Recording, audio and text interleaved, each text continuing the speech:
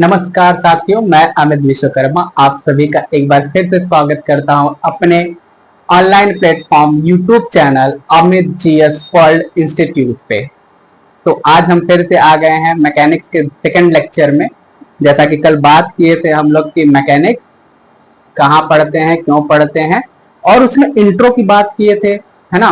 Body क्या होती है ना, बॉडी की बात किए थे, पिंड, पार्टिकल्स, ये सब चीजें बात किए थे। लास्ट जो टॉपिक था वो था पिंड, है ना, पिंड था। और उससे पहले का जो टॉपिक था वो पार्टिकल्स था, और उसमें एक और टॉपिक था स्केलर वेक्टर और स्केलर क्वांटिटी और वेक्टर क्वांटिटी। वहां तक तो बातें हो चुकी थी। अगर आपको यहाँ आप आज लेक्चर अटेंड करने आए तो प्लीज मैं कहूंगा कि आप फर्स्ट लेक्चर अटेंड करके आए। तो आपको फिर से बात करते हैं हम लोग आज। तो हमने बात किया था, तो बोला था हमने कि भाई अभी यहाँ पे वेक्टर हो गया है, अब बात करेंगे हम फोर्स पे। फोर्स यानी बल। बल हमको सिंपली पता है किसी वस्तु को, है ना, किसी वस्तु को एक्सटर्नल अतिरिक्त बल लगाकर, ठीक है, या किसी वस्तु को हम उठाकर, मान लो ये मार्कर है, इसको उठाकर एक जगह से दूसरे जगह में परिवर्तित कर दें तो उसे हम क्या कहते हैं, बल। क्योंकि किसी वस्तु को जब हम उठाएंगे तो उसको उठाने की जो क्षमता है उसे हम बल कहते हैं। ठीक है, मानो देखो देखो इधर देखो, बल वह बाह्य कारक है जो किसी वस्तु की गति क्या करता है, बाह्य कारक यानी बाहरी,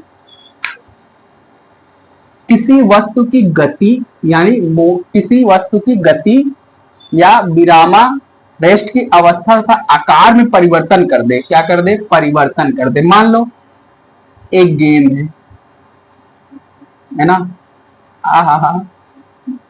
कास्को का आता है ना, पता नहीं आप लोग इससे खेलते हैं या नहीं। हम लोग जब क्रिकेट खेलते थे तो टेनिस बॉल में हमारे यहाँ कास्को आता था। अगर ये विराम अवस्था में पड़ी है, ठीक, यानी रुकी हुई है, तो अपना राम आएगा। सॉरी, आप लोग राम पता नहीं क्या सोच ले, लेकिन चलो चेंज करते हैं, अपना बंटी आएगा। बंटी आएगा, कहेगा तुम यार यहाँ क्या कर रहे हो, चलो, और एक डंडा लेगा। ठीक, डंडा लिया, एक डंडा लिया, या मान लो बैट लिया। बंटी ने एक बैट लिया और इसको हिट किया, किसको, बॉल को। बॉल क्या था, विरामावस्था में था, और इसने क्या कर दिया, अतिरिक्त फोर्स लगाया, और ये क्या हो गया, गतिमान हो गया।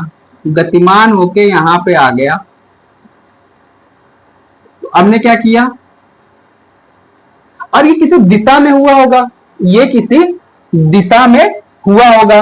जैसे ही हमने इस पे हिट किया, क्या कहा, बल क्या है, एक बाह्य कारक है जो किसी वस्तु की गति या रेस्ट की अवस्था के आकार में भी परिवर्तन कर देता है।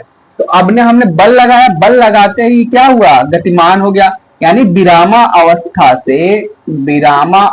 से ये क्या हो गया, गतिमान हो गया। किंतु अपना चिंटू भी यहां पे था, है ना। ये देखो, मेरे को ड्राइंग नहीं आती भाई, ड्राइंग नहीं आती। चिंटू को देख लो, चिंटू ऐसा ही दिखता है, और दो बाल बना दो बेचारे का, अब चिंटू लग रहा है चिंटू जैसा। चिंटू ने क्या किया, ये गतिमान बॉल को क्या किया, पकड़ लिया। जब इसको पकड़ा, मान लो चिंटू का हाथ है, और ये चिंटू, है ना, बल लगा के क्या किया, बॉल को पकड़ लिया। अब उसने क्या किया, गतिमान वस्तु को क्या किया, विराम में कर दिया। तो कोई ना कोई बल लगाया। तो सीधे सीधे बात है, बल लगाकर किसी वस्तु को एक स्थान से दूसरे स्थान में परिवर्तित करने की क्रिया को हम क्या कहते हैं, बल कहते हैं। किसी वस्तु को अतिरिक्त फोर्स लगा के यानी बल लगाकर, बल वह क्रिया है जब जिसपे हम किसी वस्तु पे बल लगाकर उसके स्थान में परिवर्तन करते हैं। अगर वो गतिमान है तो उसे हम विरामावस्था में कर देते हैं, और वो विरामावस्था में है तो उसे हम गतिमान अवस्था में कर देते हैं। जैसे अब ये है, एक ऐसे मेरे हाथ में पड़ा है, ले गतिमान हो गया, और ये आया मैं पकड़ लिया, ये विरामावस्था में हो गया। तो ये क्या है? बल। अब बल नेचुरली देखो भाई, बल को अगर हम काउंट करें तो बल बहुत टाइप के होते हैं, लेकिन एक तो नॉर्मली समझो, एक होता है हॉरिजॉन्टल यानी क्षैतिज, एक होता है वर्टिकल यानी सीधा सीधा, और एक होता है इंक्लाइन, किसी एंगल पे लगता है। ठीक है, इंक्लाइन किसी एंगल पे लगता है। मान लो ये वस्तु है, ठीक, मैंने इसको क्या किया, इस तरीके से धक्का दिया। मार्कर है, मार्कर को हमने क्या किया, इस तरीके से धक्का दिया या इस तरीके से धक्का दिया, तो ये क्या है हमारा हॉरिजॉन्टल बल। और कोई वस्तु है, हमने ऐसे फेंक दिया, ऐसे लगा दिया या ऐसे लगा दिया, तो ये क्या है, वर्टिकल यानी परपेंडिकुलर, वर्टिकल यानी ये क्षैतिज, और ये सॉरी वर्टिकल को क्या बोलते हैं याद नहीं आ रहा है, अभी मैंने बताया भूल गया। और एक होता है इंक्लाइन, जैसे ऐसे लगा दिया, कोई डायरेक्शन ही नहीं है, बस एंगल है, बस ऐसे लग रहा है, ऐसे लग रहा है, तो ये क्या है, इंक्लाइन। ये तो नॉर्मली जान लेते हैं। अब बात करते हैं भाई, बात समझो समझो क्या होता क्या है। अब देखो टाइप्स ऑफ फोर्स तीन प्रकार के, दो प्रकार के होते हैं, एक तो तीव्रता के आधार पर और एक प्रकृति के आधार पर। तीव्रता के आधार पर जो होता है बिंदु बल या संकेंद्रित बल होता है, बिंदु बल या संकेंद्रित बल होता है।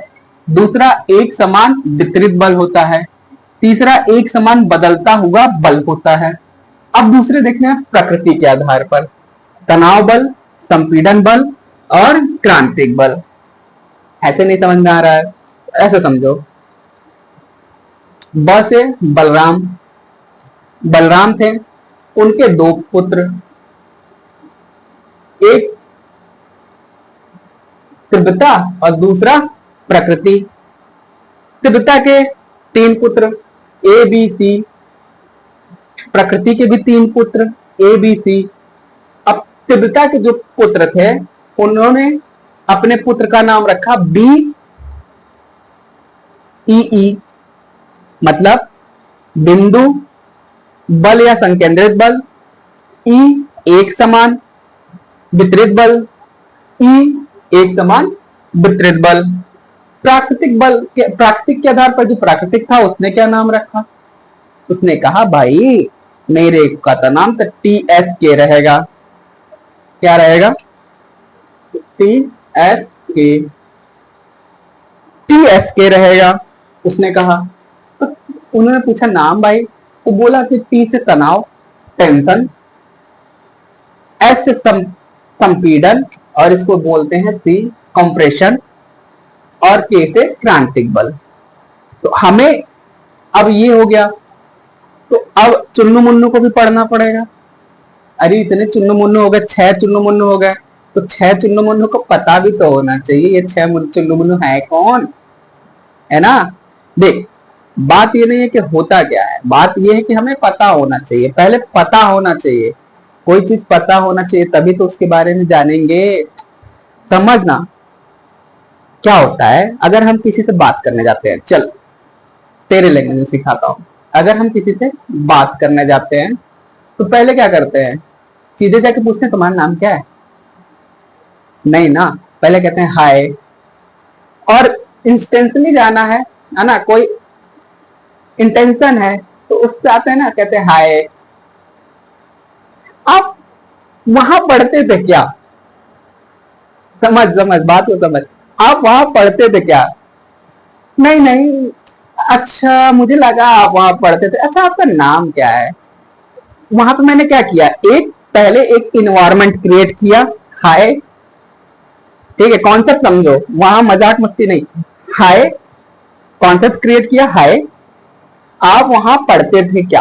तो ऐसे ही भाई बल ने कहा कि देख भाई बल, मैं इतने प्रकार का हूं, मेरा नाम, अब मैंने क्या कहा तुम्हारा नाम क्या है, तो नाम से पहला क्या करेंगे, तीव्रता क्या है, क्या नाम है, तीव्रता, दूसरा क्या नाम है? प्रकृति। अब कहते हैं अच्छा तुम्हारे यहाँ कौन कौन है, तो है ना। अब तीव्रता ने क्या कहा, मेरे घर में 3 भाई है। कौन? बिंदु, एक समान और एक समान बदलता। उसने कहा अच्छा चलो। फिर दूसरे के पास गए जिसका नाम प्रकृति था। उन्होंने कहा तुम्हारे कौन कौन है भाई तुम्हारे घर में? तो उसने कहा पहले ही कहा, देख मेरे 3 भाई हैं, तीनों जल्लाद है। समझो बात को, समझो। तनाव, संपीड़न और क्रांतिक पल। और सच में जल्लाद है भाई, तनाव और संपीड़न। बताऊंगा अभी, सोचो क्या बताऊंगा अभी, है ना। अब बात करते हैं कि सबसे पहले हम क्या पढ़ेंगे, तीव्रता के आधार पर। Point force. पॉइंट फोर्स, तो पॉइंट फोर्स क्या है? ऐसा बल जिसका फोर्स एप्लीकेशन एरिया, क्या? फोर्स एप्लीकेशन एरिया, कॉमा, इसका बहुत ध्यान रखना है, कॉमा, टोटल एरिया की तुलना में नगण्य होता है। क्या होता है? टोटल एरिया के तुलना में नगण्य होता है, उसे क्या बोलते हैं? Point force. नगण्य यानी, फिर से सुन लो, कल भी आया था ये शब्द। नगण्य यानी होता है ना के बराबर।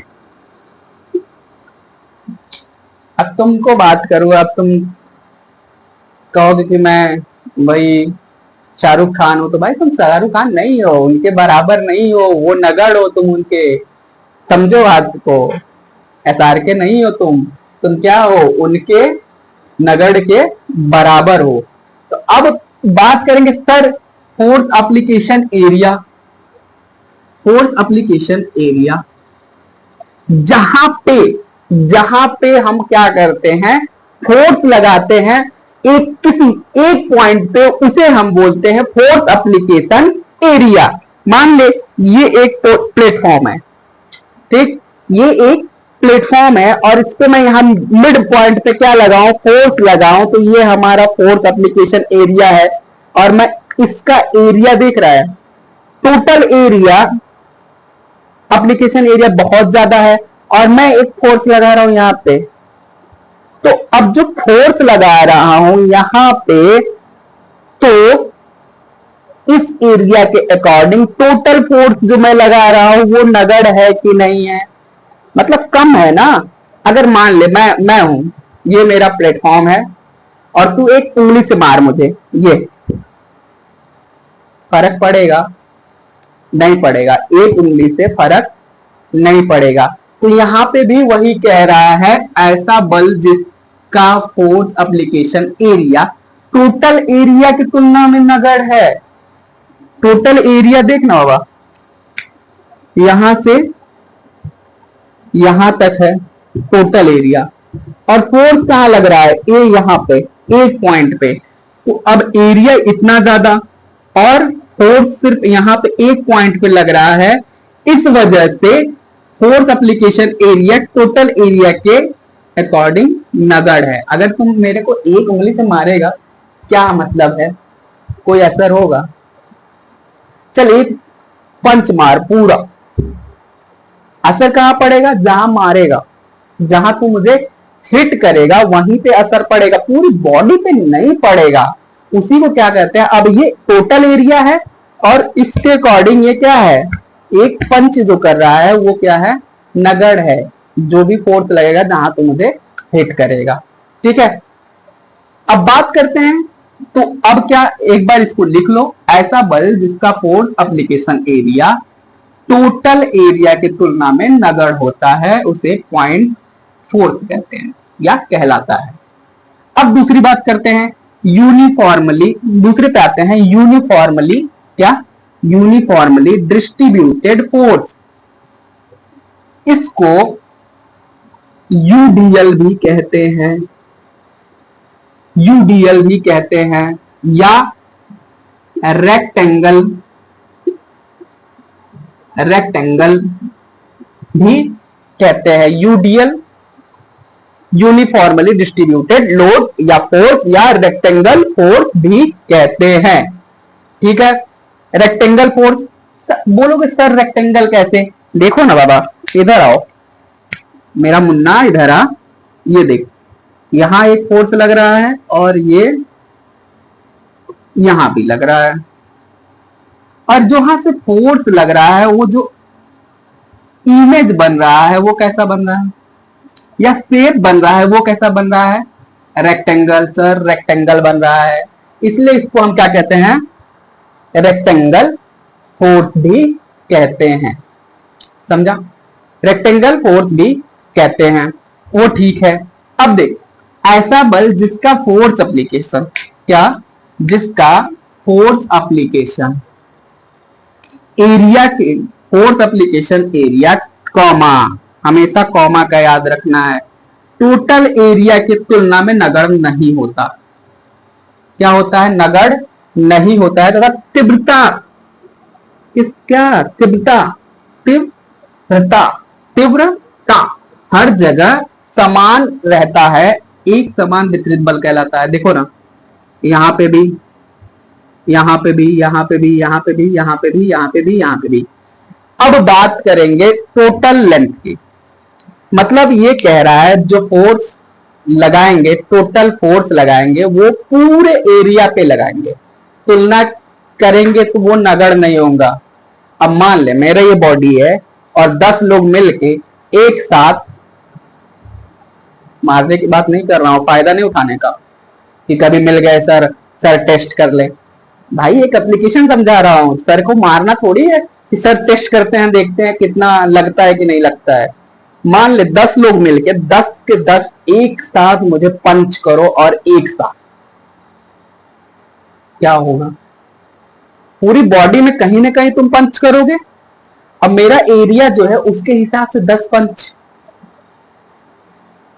अब नगण्य तो नहीं होगा भाई, ना के बराबर तो नहीं होगा, बहुत कस के लगेगी भाई, मजाक नहीं कर रहा, बहुत कस के लगेगी। तो यहां पे क्या है, जो एरिया है उसके ऊपर जो बल लगाएंगे, है ना, जो बल लगाएंगे या तो पूरे लेंथ पे लगाएंगे, जितना एरिया होगा उतने एरिया पे लगाएंगे, है ना, टोटल एरिया पे लगाएंगे, या फिर कहीं मान लो, या फिर कुछ स्थान पे लगा देंगे, लेकिन नगण्य तो नहीं होगा मुन्ना, या चिंटू आ जाए या पिंटू आ जाए, नगण्य तो नहीं होगा। मान लो इतना लेंथ ले लिया, अब ये देखना बाबा, पॉइंट के हिसाब से ज्यादा नहीं है ना, बहुत असर पड़ेगा। अगर मैं कहूं 10 की जगह तो 5 ही पंच मार, फिर भी बहुत असर पड़ेगा। तो अब कहोगे सर ये लेंथ, अब आपने तो बता दिया कि ये यूडीएल या रेक्टेंगल फोर्स होता है, लेकिन इसको यूज कहां करेंगे। मैंने कहा पहले जानो, पहले जानो होता क्या है, यूज कहां करना है, ये हम जब हम पढ़ेंगे इसके आगे। अभी फोर्स सिस्टम और supported, supported beam, supported, supported load, वहां पे इसका हम विस्तार में कॉन्सेप्ट समझेंगे, किसका किसका, पॉइंट लोड का, यूडीएल का, और यूनिफॉर्मली चेंजिंग लोड का। ठीक, तो अब बात यह है, यूनिफॉर्मली समझ में आ गया होगा आई होप। ऐसा बल जिसका force application area total area के तुलना में नगण्य नहीं होता है, ये पॉइंट याद रखना, नगण्य नहीं होता है, तथा तीव्रता हर जगह समान रहता है, एक समान वितरित बल कहलाता है। ठीक है, फिगर बना लेना। अब आते हैं नेक्स्ट पे, यूनिफॉर्मली चेंजिंग फोर्स, एक समान बदलता हुआ बल। ऐसा बल, देखो ऐसा बल जिसका force application area comma total area की तुलना में नगण्य नहीं होता तथा तीव्रता, नगण्य नहीं होता तथा तीव्रता एक समान रूप से परिवर्तित होती है। क्या होता है, परिवर्तित होती है। अब परिवर्तित होती है में जरूरी नहीं है कि परिवर्तित हो तो सिर्फ बढ़े, परिवर्तित होने में या ये तो घट सकती है या बढ़ती है, वो भी किसके साथ, समय के साथ, किसके साथ, समय के साथ। समय के साथ घटती या बढ़ती है। अब बोलोगे सर ये तो रेक्टेंगल भी बोल सकते हैं, हाँ भाई इसको ट्रायंगल भी बोलते हैं। क्या यार चैट वाला बोलते हैं, ट्रायंगल भी बोलते हैं, यूसीएफ, ठीक है, यूसीएल भी बोलते हैं इसको और यूसीएफ भी बोलते हैं, ठीक है। तो इसको ट्रायंगल भी बोलते हैं। अब देख बात यह है, अगर 10 साल के बच्चे एक साथ मुझे पंच करे तो आई होप, सपोज कर उसमें सभी लोग हेल्दी हैं, 10 साल के बच्चे एक साथ मुझे पंच करें तो क्या होगा, एक समान लोड वितरित होगा। लेकिन 10 साल के ही बच्चे, एक मान ले 40 किलो का है, एक 35 किलो का है, एक 38 किलो का है, एक 36 किलो का है, तो जब वो पंच करेंगे एक साथ तो उनके पंच का जो फोर्स होगा वो मेरे शरीर पे यूनिफॉर्मली चेंज होगा। क्या होगा, यूनिफॉर्मली चेंज होगा, क्योंकि जो 40 किलो का होगा होप सो उसका पंच ज्यादा लगे, 39 किलो का उससे थोड़ा कम, 40 किलो का 38 किलो का उससे थोड़ा कम, 33 किलो का उससे थोड़ा कम, ऐसे करके मान 30 केजी तक जाएंगे, 10 तक, तो 10 एक साथ पंच करेंगे तो मान ले यहाँ पे 30 केजी वाला है तो इसका फोर्स इतना लगेगा, मान 30 न्यूटन, 31 किलो वाले का 31 न्यूटन, 32 किलो वाले का 32 न्यूटन, 33 किलो वाले का 33, 34 का 34 न्यूटन और लास्ट तक जाएंगे तो 40 न्यूटन लगेगा। अब ये क्या हुआ, यूनिफॉर्मली चेंज हुआ, बल में क्या हुआ, यूनिफॉर्मली चेंज हुआ, लेकिन एरिया के आधार पे इसमें कोई भी क्या हो रहा है, कोई भी नगण्य नहीं होगा, सब इफेक्टफुल्ली होंगे, इसलिए इसे क्या कहते हैं, यूनिफॉर्मली चेंजिंग फोर्स कहते हैं। ऐसा बल जिसका force application area total area के तुलना में नगण्य नहीं होता है तथा तीव्रता एक समान रूप से परिवर्तित होती है, उसे क्या कहते हैं, एक समान बदलता बल कहलाता है। आई होप आपको ये समझ में आया होगा तीनों। और प्लीज प्लीज प्लीज, कल भी रिक्वेस्ट किया था, आज भी रिक्वेस्ट कर रहा हूं, आप कॉन्सेप्ट समझो। आपका काम क्या है, कॉन्सेप्ट समझना और एक पेन और कॉपी लेके नोट्स करना। आप चाहो तो पॉज करके भी लिख सकते हो, हाँ पहले जैसे ही वीडियो स्टार्ट होता है वैसे ही आप पॉज करके लिखोगे तो बहुत सारी चीजें छूट जाएंगी जो मैं आपको बताते चलता हूं। तो लास्ट में पॉज कर लो या वीडियो के बीच बीच में आप पॉज करके नोट्स बनाते चलो। अब हाईटेक है नहीं कि आपको भाई, हाँ सपोर्ट करोगे, लाइक शेयर एंड सब्सक्राइब करोगे तो एक अच्छा, लाइक शेयर सब्सक्राइब करोगे तो मैं भी सोचूंगा कि भाई आपका सपोर्ट मिल रहा है तो मैं भी एक डिजिटल बोर्ड यूज करूं।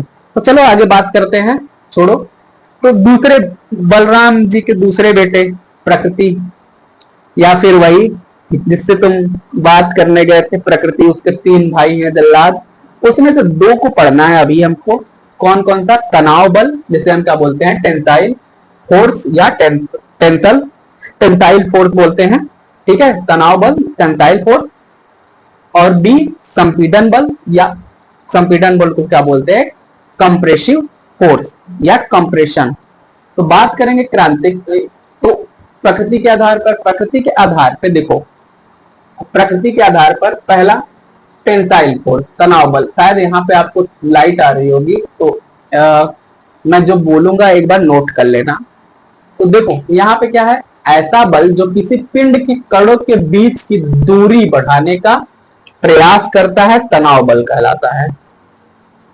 सर ये क्या होता है, ऐसा बल जो किसी पिंड के, एक मिनट है ना, आपको इधर समझाने की कोशिश करता हूं,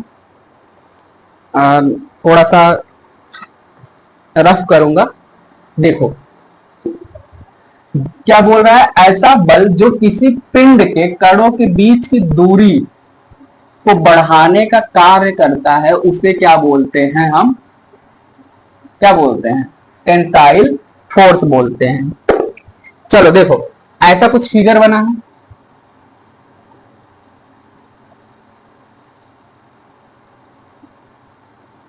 एक इधर एक इधर, और यहां से क्या हो रहा है, और इसी को क्या बोल रहे हैं, टेंसाइल फोर्स या तनाव बल, है ना। तो भाई समझो, रस्साकसी खेले हो, रस्साकसी, चार लड़के इधर चार लड़के इधर, बीच में रस्सी और खींचते हैं, जो खींच लेता है वो जीत जाता है ना, खींच देता है वो जीत जाता है। वहां पे क्या लगता है, उधर से भी क्या लगाते हैं, फोर्स लगाते हैं, इधर से भी क्या लगाते हैं, फोर्स लगाते हैं।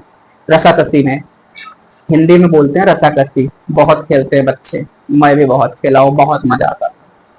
अब पता नहीं तुम बचपन जिए हो कि नहीं। रस्साकसी खेलते वक्त चार लोग इधर है चार लोग इधर है, फोर्स लगाते हैं, जिसके साइड पूरा रस्सी गया वो जीत गया,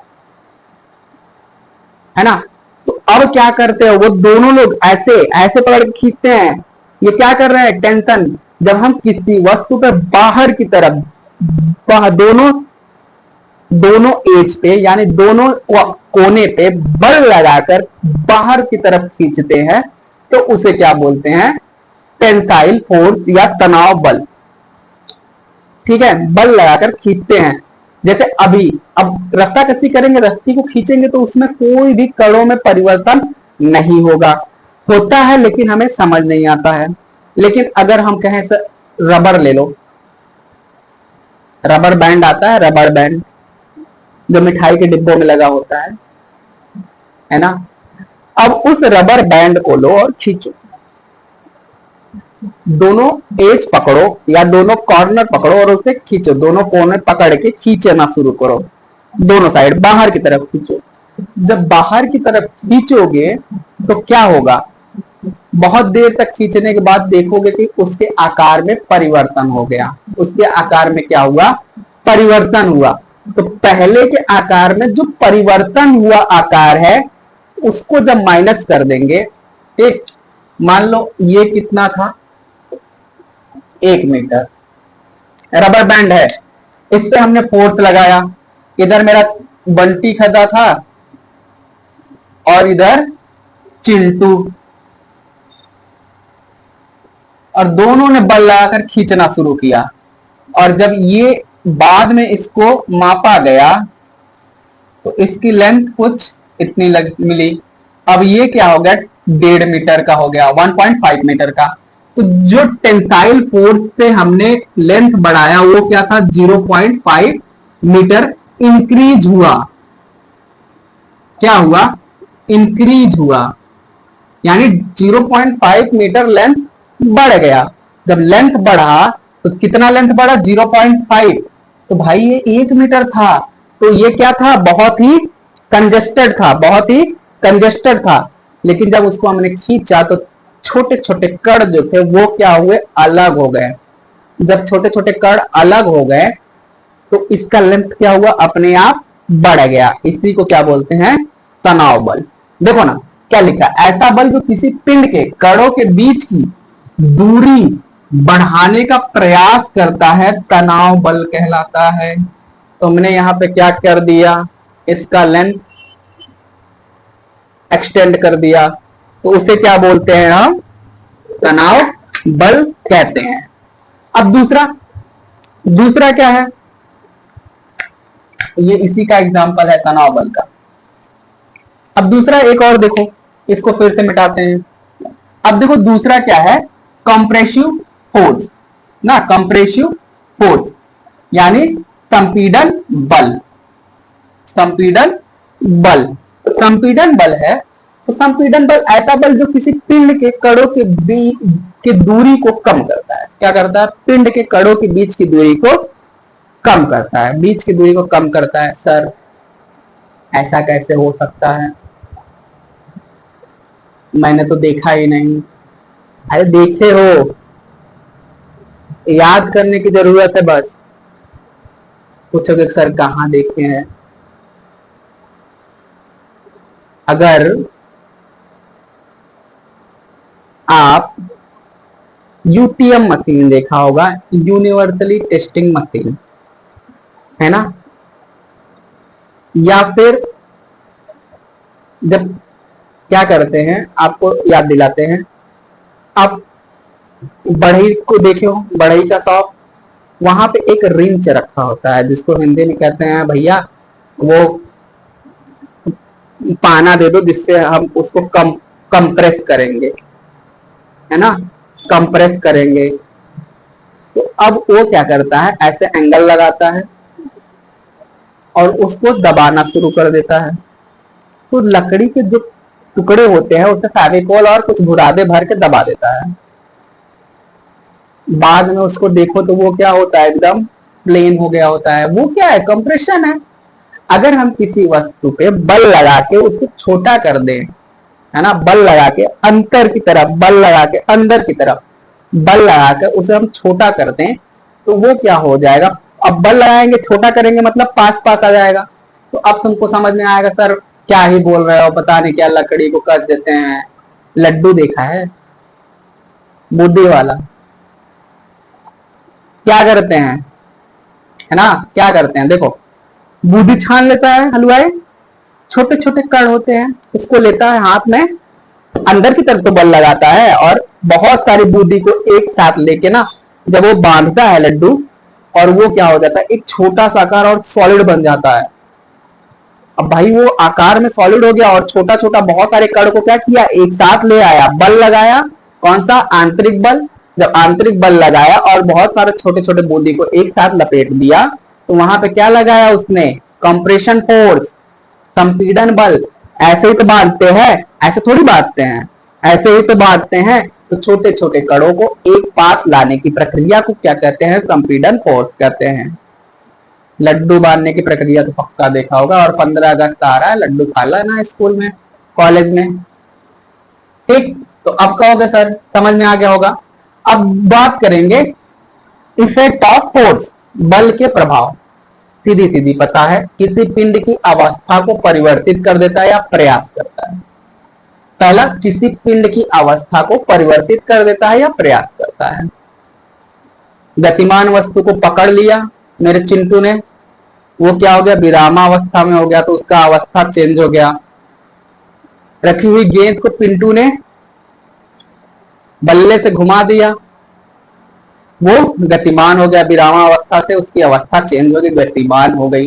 तो क्या हुआ, किसी पिंड की अवस्था को परिवर्तित कर देता है या प्रयास करता है, उसे क्या कहते हैं, इफेक्ट ऑफ फोर्स का पहला कंडीशन। दूसरा, किसी गतिमान वस्तु की दिशा को परिवर्तित कर देता है या प्रयास करता है। मान ले एक बॉल आया, ठीक, पूरब की दिशा से, और मैंने एक बल्ला लिया, ये बैटिंग कर रहा है, ये पूरब से बॉल आया, मैंने घुमाया, ये पूरब है, पश्चिम होगा, उत्तर, और ये दक्षिण। तो हमने क्या किया, दिशा में परिवर्तित कर दिया, वो कहां गया, उत्तर दिशा में, और सीधे लॉन्ग के ऊपर से 6, है ना।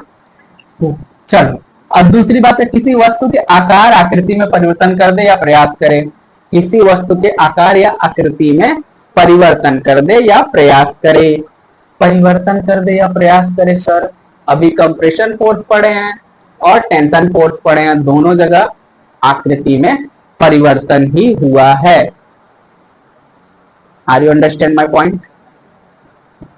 मजाक मस्ती अपनी जगह है, कॉन्सेप्ट अपनी जगह है। कॉन्सेप्ट को समझने की सोचो, अगर मैं मजाक कर रहा हूं तो वहां पे कॉन्सेप्ट है, और मजाक कर रहा हूं ताकि आप थोड़े से स्माइली पूर्ण तरीके से पढ़ते रहें, ठीक है। बात करते हैं नेक्स्ट, कैरेक्टरिस्टिक ऑफ फोर्स। ये क्या है, बल की विशेषता या प्रभाव। कारण, चरित्र, जैसे अपने प्रभु श्री राम है, बहुत ही उत्तम पुरुष थे, है ना, क्यों, क्योंकि उनका कैरेक्टर बहुत ही अच्छा। तो अब देखो इसकी बात करेंगे तो पहला क्या होता है, बल एक सदिश राशि है, पक्का पता है, बल का एक सदिश राशि है। क्यों, क्योंकि इसमें परिणाम मैग्नीट्यूड और डायरेक्शन दोनों होता है। अभी बात किया हॉरिजॉन्टल, वर्टिकल, इंक्लाइंड। तो भाई ये चीज अभी मैं बात करूंगा यूनिट 2 में, डायरेक्शन कैसे पहचानेंगे कि किस डायरेक्शन में फोर्स लग रहा है। और कल नेक्स्ट क्लास हम सेकंड यूनिट चालू करेंगे, सिस्टम ऑफ फोर्स। क्या, सिस्टम ऑफ फोर्स, वहीं पे पढ़ेंगे। सिस्टम ऑफ फोर्स में पढ़ेंगे। ठीक है, बात करते हैं यहाँ। अब दूसरा, बल की प्रकृति। किसी वस्तु पर लगने वाला धक्का या खिंचाव होता है। हाँ, या तो हम पुल कर देंगे या पुश कर देंगे। कोई वस्तु है, पुल करेंगे या पुश करेंगे, या धक्का देंगे खींचेंगे या तो धकेलेंगे, वही क्या होता है, बल होता है। सिंपल सा, जिसे एरो हेड की सहायता से दर्शाते हैं। अब देखो, एरो हेड की सहायता से दर्शाते हैं जो एक्स एक्सिस और वाई एक्सिस में लगता है। जैसे F1 बल लगा कितना, 50 न्यूटन, और F2 100 न्यूटन। तो एरो हेड जिस साइड होगा उसी साइड बल लग रहा होगा। ये 100 न्यूटन कहाँ लग रहा है, वर्टिकल, और 50 न्यूटन हॉरिजॉन्टल। तो ये क्या होगा, एक्स एक्सिस, और ये क्या होगा, वाई एक्सिस। समझो बात को। यह किसी पिंड के किसी बिंदु पर कार्य कर सकता है। ये किसी पिंड के किसी बिंदु, अब ये मार्कर है, मैंने एक फोर्स लगाया इसके यहाँ, लग गया। ये कोई बिंदु तो होगी, ये लग रहा है फोर्स, इसका ये कोई बिंदु होगा।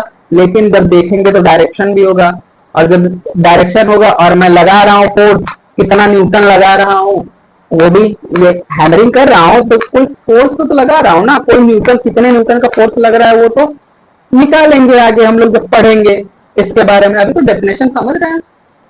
पीट दिया या इधर से लगा दिया, इधर भी फोर्स लगा रहा है, लग तो फोर्स ही रहा है भाई, समझ। ठीक, यह किसी पिंड के किसी बिंदु पर कार्य करता है। अब हमारा फोर्स का कैरेक्टरिस्टिक खत्म हो गया, और इस यूनिट का लास्ट क्या नाम है, लास्ट टॉपिक है प्रिंसिपल ऑफ ट्रांसमिसिबिलिटी। अब भाई कहोगे सर कुछ जगह आप हिंदी लिख दे रहे हैं, कुछ जगह इंग्लिश लिख दे रहे हैं। तो भाई देख, हम लोग पढ़ रहे हैं इंजीनियरिंग मैकेनिक्स। इंजीनियरिंग के टॉपिक्स में कुछ टॉपिक हिंदी में पढ़ाऊंगा और कुछ टॉपिक इंग्लिश में, और कुछ हिंदी और इंग्लिश में। क्योंकि टेक्निकल लैंग्वेज को हिंदी में करते हैं ना, अर्थ का अनर्थ हो जाता है। अब मान ले मैं कमल भाई की जगह कमला बहन बोल दूं, समझ बात को, तो ऐसा सीन हो जाएगा। सॉरी, बट मैं एक एग्जांपल दे रहा था। कमल भाई को मैं कमला बहन बोल दूं तो अर्थ का अनर्थ हुआ ना। तो वैसे ही टेक्निकल लैंग्वेज में अर्थ का अनर्थ हो जाता है। ठीक है, और इधर देखते हैं प्रिंसिपल ऑफ ट्रांसमिसिबिलिटी। यदि किसी रिजिड बॉडी पर के किसी बिंदु पर लगाए गए बल का कार्य प्रभाव उस पिंड के अंदर उस बल की क्रिया रेखा लाइन ऑफ एक्शन के किसी बिंदु पर लगने वाले बल के समान होता है, उसे प्रिंसिपल ऑफ ट्रांसमिसिबिलिटी कहते हैं। सर समान कैसे होगा, किसी पे बल लगा दिए तो समान कैसे होगा, समान नहीं होगा तो प्रिंसिपल ऑफ ट्रांसमिसिबिलिटी होगा ही नहीं, बल का स्थानांतरण होगा ही नहीं। कैसे सर, कैसे, देख इधर एक पिंड लिया, मान ले एक लाइन ऑफ एक्शन, यहाँ पे पी एक पॉइंट ए ले लिया। ठीक, ये पॉइंट ए है, यहाँ पे एक बल लगाया पी, और सेम ट्रांसफर कर दिया बी पे, और ये एक पिंड है। और यहां से जब ट्रांसफर हुआ ए पॉइंट पी पॉइंट बी, तो जो यहाँ पे इक्विलिब्रियम स्टेट है, इक्विलिब्रियम स्टेट है, वो क्या रहा, समान रहा, वो समान रहा। कोई भी बल लगाया, दोनों का बल समान रहा और कोई भी चेंजेस नहीं हुआ, उसे हम क्या कहते हैं, प्रिंसिपल ऑफ ट्रांसमिसिबिलिटी कहते हैं। ऐसे नहीं समझ में आ रहा तो यहाँ पे देखो प्रिंसिपल ऑफ ट्रांसमिसिबिलिटी। मान लो एक पिंड ये है, एक तो ये देख लिया, एक ये है ए, और यहाँ पे P लगा दिया, कुछ पॉइंट पे जाके P1 हो गया, और ये B, और यहां से भी एक बिंदु लगाया P2। अब P किसके बराबर होगा, P is equal to P2, है ना। और यहाँ पे क्या रह गया, P2, तो यहाँ पे क्या रह गया, P2, P1 P2, तो ये क्या है, इक्विलिब्रियम स्टेट है, और बल में कोई भी ट्रांसमिसिबिलिटी नहीं हुई, क्योंकि ये काट देगा ना इसको, P2 ये इसको काटेगा, यहाँ पे काटेगा, तो P इक्वल टू P2 बचेगा ना। P2 क्या, इक्विलिब्रियम स्टेट है। इसी से कहते हैं कि बल जो ट्रांसफर होगा वो उसका स्टेट नहीं बदलेगा। इसके बारे में और पढ़ेंगे। तो आज का लेक्चर यही समाप्त करते हैं और आज के लेक्चर के साथ साथ हमारा क्या हुआ, यूनिट 1 खत्म हो गया। कल से हम यूनिट 2 पढ़ेंगे जिसमें हम पढ़ेंगे system of force, type of force, है ना। टाइप ऑफ फोर्स में पढ़ेंगे कोप्लेनर और भी चीजें हैं, कोलिनियर, है ना, वहां पे बात करेंगे। वीडियो अच्छा लगे तो चैनल को लाइक शेयर एंड सब्सक्राइब करें। Thank you so much.